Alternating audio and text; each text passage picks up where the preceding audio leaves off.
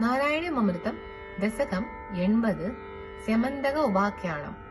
യാദവ മന്നൻ സത്രാജിത് സൂര്യൻ കരുണയാൽ സ്യമന്തക മണിപെற தவறிய மணியை கொணர்ந்து அவள் மகள் பாமையை மணந்தீர்.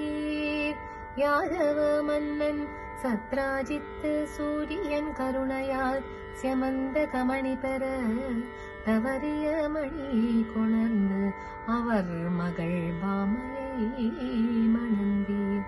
பாண்டவர் அரக்கு மாளிகை துயர் கேட்டு நீ வீர் சென்றிட வேண்டுமென்று பொருத சதகன்யா சத்ராஜித்தை கொன்று மணியை ஒளித்திட அக்ரூரன் அவனை கொன்று மீட்ட மணியை தானே வைத்திருக்க அக்கிரமம் செய்து மணியை கவர்ந்தவள் நீரென பலராமனும் கோபித்தனமே.